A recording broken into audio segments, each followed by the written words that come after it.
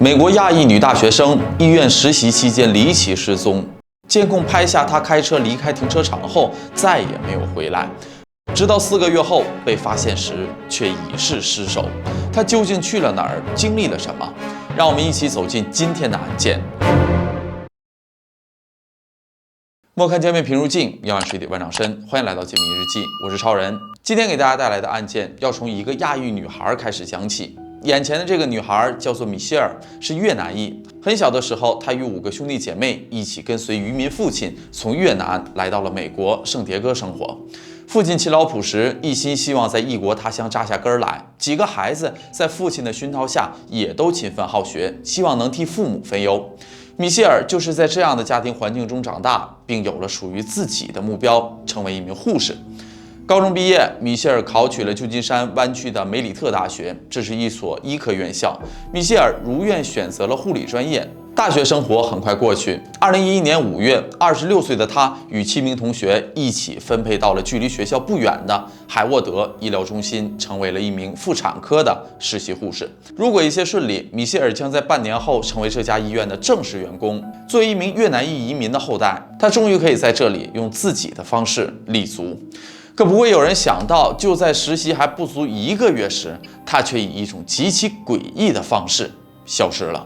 包含米歇尔在内的8名同学在医院的产科做临床护理培训，他们会轮班在产房做护理。护理期间会有产科医生对学生做指导。2011年5月27日晚上7点，当班的产科医生来到了病房，但病房里本应在场接受培训的学生却不在。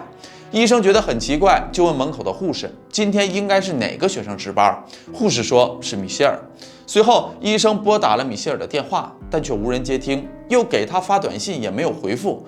正常来说，值班开始和结束，同学都会在登记表上签上自己的名字和时间，但登记表上面只有米歇尔来值班时的签名，却并没有离开的，说明他已经来了，而且并没有离开。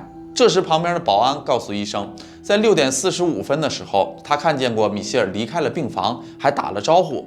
他说要去停车场车里取一些东西，但一直没有看到他回来。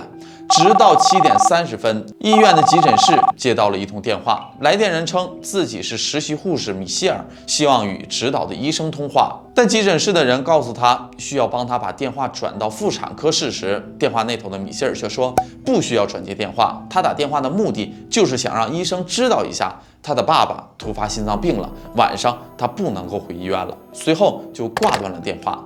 但米歇尔是在产科实习，却把电话打到了急诊室，因为不是一个科室的关系，急诊室的员工也不会认识一个实习护士，所以并没有转达这通电话的内容。直到晚上9点，医生见米歇尔还没有回来，也没有消息，非常生气，也很担心，就和保安一起来到了停车场找他。正巧医生看见一辆 SUV 开进了停车场，好像是米歇尔的车。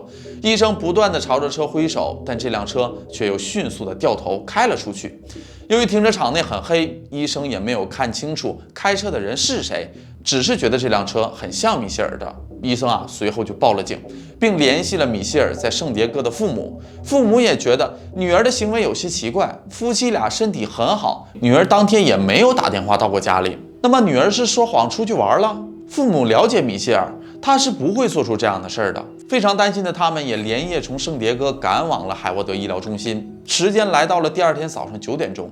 调查了一晚上的警员在医疗中心停车场约不到1公里的地方找到了米歇尔的车，车内干净整洁，也上了锁，仿佛就是米歇尔把车停在这里然后离开的。此时米歇尔的父母也到了，父母、同学、警察全部投入到了搜索米歇尔的行动中。这期间，所有人都在给米歇尔打电话发信息，米歇尔电话也不接，短信也不回，直到下午3点15分。警员再一次给米歇尔发送了一条短信，询问能否给他们回一个电话。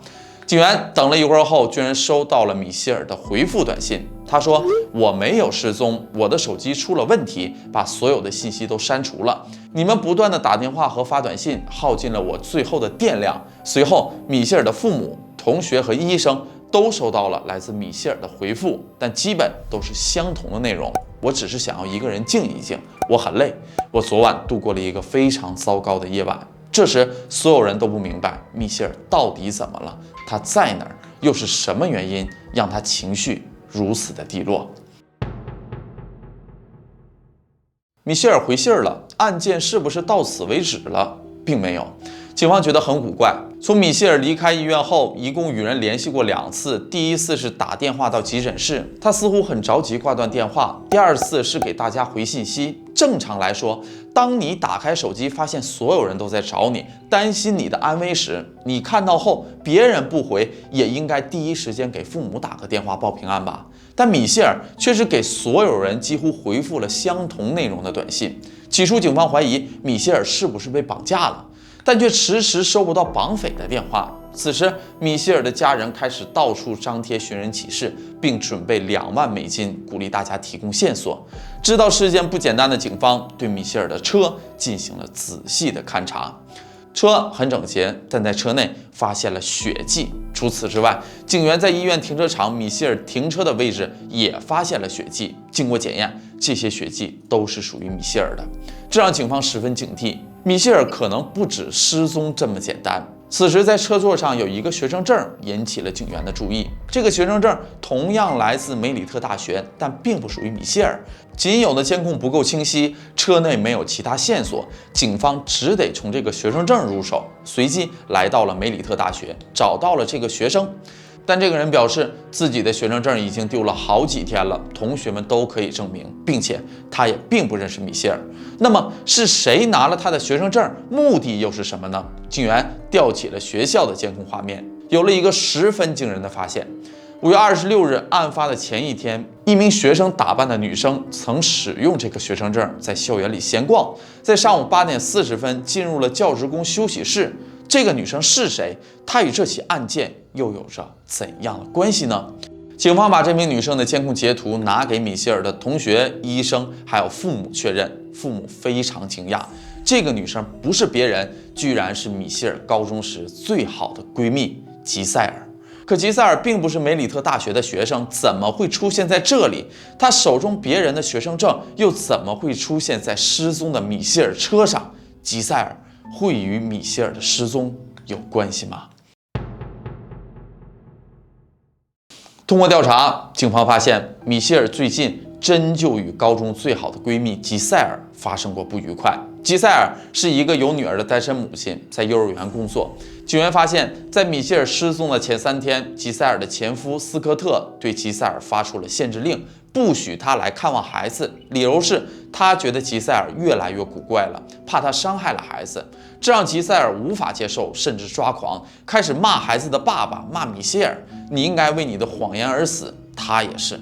那么吉塞尔被限制见孩子，骂父亲很正常，可为什么要骂米歇尔呢？我们还得从他们3个人相识开始说起。吉塞尔与米歇尔从高中起就是最好的朋友，2个人同属亚裔，吉塞尔来自菲律宾，许多相似之处让2人无话不谈，每天都黏在一起。高中毕业后，2人也相约考到同一座城市。就这样，2人一起从圣迭戈来到了旧金山湾区上学。吉塞尔考取了旧金山州立大学，米歇尔在梅里特大学。刚到大学时，吉塞尔认识了斯科特，并把他介绍了给了闺蜜米歇尔，3人成为了要好的朋友。但第2年春天，3人的关系发生了微妙的变化。本来吉塞尔是很喜欢斯科特，可慢慢的，最好的闺蜜居然跟暗恋的对象走到了一起。虽然2个人仅仅交往了1个月，就因为性格不合分手了，但还是让吉塞尔非常介意，觉得好闺蜜背叛了自己，2个人由此产生了间隙。不过，虽然斯科特和米歇尔没做成情侣，但仍然是很好的朋友。吉塞尔也开始正视自己的感情，一改之前的扭捏，开始主动与斯科特约会。斯科特又与吉塞尔走到了一起。米歇尔此时与斯科特关系还不错，2个人还经常联系。米歇尔有什么感情问题，也会跟斯科特聊。时间长了，吉塞尔受不了了，他开始嫉妒男友与米歇尔的亲密关系。2个人时常因为米歇尔吵架，他们的关系也开始变得不稳定。正当要分手时，吉塞尔发现自己怀孕了，他决定把孩子生下来。2005年的10月31日，吉塞尔生下了2人的女儿。可是，即便他们有了孩子，也仍然无法稳固2个人的关系。2人最终还是分手了。他们都想得到女儿的抚养权，关系也开始变得更加糟糕。此时，米歇尔和斯科特还是好朋友。吉塞尔甚至让米歇尔在自己和斯科特之间只能选一个。可米歇尔觉得都是好朋友，谁都不想失去。最终，吉塞尔与米歇尔之间的关系彻底破裂。2008年，吉塞尔取得了女儿的监护权，并带着女儿回到了圣迭戈生活。斯科特会经常去看女儿，期间二人偶尔还会发生关系。直到2010年，吉塞尔又重新交了男友，斯科特拿回了女儿的抚养权，带着女儿回到了旧金山。但几个月后，吉塞尔与新男友分手了，也跟着来到了旧金山。他再次想着跟斯科特复合，可看到米歇尔与斯科特仍是亲密的朋友，见面时有说有笑，他开始对米歇尔更加厌恶了，情绪变得特别不稳定，指责米歇尔破坏了他与斯科特的关系，甚至每天都要给米歇尔发信息说米歇尔是荡妇，是婊子。对斯科特和两人的女儿也是极其的暴躁。斯科特觉得吉塞尔已经疯了，在案发前的3天向当地政府申请了限制令，不想女儿见到妈妈现在的样子。警员认为吉塞尔有很大的作案嫌疑，先是通过电话联系到了他。We heard about Michelle Lee. Michelle? Oh God, what about her? She went missing last night from her work. Okay. And talking to her friends and such. We understand that you guys had a tumultuous relationship. A tumultuous relationship? She was my best friend who slept with my then fiance. How long has she been missing? Since yesterday. And have you guys tried calling her? I have no idea how to help you with that one. I've actually been trying to look for her. Since when? Almost a week now, to tell her to stay away from my daughter. 吉塞尔说，他承认非常讨厌米歇尔，但与米歇尔的失踪并没有关系。可在停车场的监控里，警员发现，在米歇尔失踪前，曾有一个和吉塞尔很像的人出现在米歇尔停车的位置。随后，警员调取了吉塞尔的手机定位，发现吉塞尔的位置基本和米歇尔的手机信号重合。随后就申请了对吉塞尔家的搜查令，在他家中的一双鞋上发现了血迹，这正是米歇尔的。吉塞尔立即就被逮捕，审讯也随即开始。I understand at one point you and Michelle were close friends, is that right? I considered her my sister. And then what happened? She made a mistake. Scott made a mistake. How do you feel about the fact that she's missing? I wish you guys would find her already. I don't know Michelle anymore. I stopped knowing her a long time ago.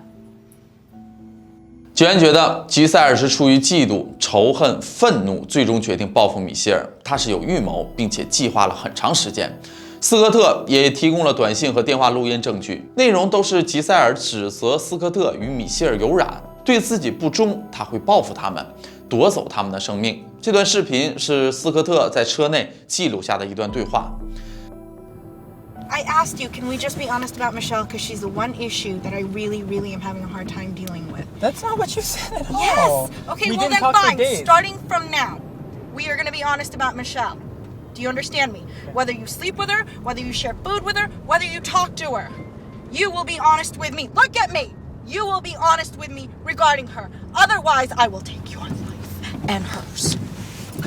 Mom. And you can take that to the grave with you. Why? Why? Because you lied about her so many times, it's hard to believe that you didn't sleep with her and lock her up. You deserve to die for your lies, as does she, and you will. If you do it again, this is your last and final warning. 在米歇尔失踪前的几个月里，吉塞尔变得越来越愤怒。案发前3个月，吉塞尔在一家咖啡厅遇到了斯科特，并拿咖啡泼向了他的脸。当晚，吉塞尔就给米歇尔发送了一条短信。你真的是我和斯科特的朋友吗？我只想让你离我的家人远点儿。你是一个无事可做的妓女，和好朋友上床的妓女。你不是我的朋友，你永远只是一个寄生虫。随后，他又给斯科特发送了短信：你们两个真的是绝配啊！我希望你们得到报应，两个可悲的家伙，你们都是寄生虫。这样的短信，吉塞尔每天都会发很多条，一直不停地辱骂二人。最终，在米歇尔失踪的前3天，斯科特对吉塞尔发起了限制令。在米歇尔失踪的前2天，5月25日，吉塞尔给他与米歇尔共同的好朋友发短信，索要米歇尔的地址，但好友拒绝提供。在得知米歇尔去医院实习后，他打电话给医院的急诊室，自称是米歇尔，想要询问一下自己被安排在了哪个部门。当时接电话的护士觉得这人很奇怪，因为这是急诊室，并不是负责通知这个的。5月27日，米歇尔失踪当天，吉塞尔再次打电话给医院，想要弄清楚米歇尔的位置。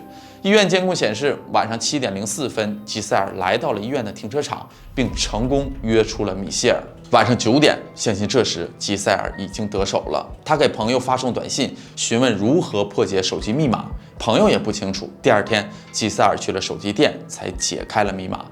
之后，所有人收到了来自米歇尔的短信。吉塞尔的电脑里也显示，他曾搜索了300次米歇尔的名字，其中包括有没有某种化学物质可以诱发心脏病不留痕迹，如何找到一个人，如何跟随某人不被发现。从停车场地上的血迹分析，吉塞尔应该是在停车场袭击了米歇尔，然后把他装入车中，再开车扔到了人烟稀少的地方。4个月后，2011年9月，在偏远的苏尼奥尔峡谷中发现了米歇尔的尸体，已经严重腐烂，无法确定死因。尽管吉塞尔不认罪、不交代作案过程，但警方掌握的所有证据也足够可以起诉他了。在审判过程中，是否对吉塞尔判1级谋杀罪展开了激烈的讨论。吉塞尔的辩护律师说，他确实伤害了米歇尔，但一开始并没有打算这么做，是米歇尔在明知道别人是恋爱关系的情况下，还与斯科特纠缠不清，这让吉塞尔无法忍受，是米歇尔的行为激怒了吉塞尔，并且在他伤害米歇尔时已经怀有身孕，因此他应该被判处2级谋杀。那么，真的是好闺蜜和自己的男友有染吗？斯科特出庭作证，称他与米歇尔只在一起1个月的时间，约会过几次，但从来没有发生过关系，更谈不上外遇了。一切都是吉塞尔臆想的。2012年的12月，陪审团一致裁定吉塞尔犯有1级谋杀罪，被判处25年有期徒刑。至于他肚子里的孩子，最初吉塞尔声称是斯科特的，但斯科特并没有回应，甚至在孩子出生后也没有寻求监护权。吉塞尔庭审中没有交代案件的细节，他自始至终都从未表现出一丝的悔意。吉塞尔对米歇尔的所有指控都是他自己想象的。他觉得是米歇尔破坏了他与斯科特的关系，嫉妒他与斯科特的亲密，恨他毁了自己的生活。仇恨在他心中生根发芽，最终酿下了悲剧。同为亚裔，连毕业上大学都要选在一个城市的好闺蜜，最终竟走到了这般田地，令人唏嘘。好了，这就是本期解密日记的全部内容，希望本期视频能给大家带来一些思考。我是超人，我们下期再见，拜拜。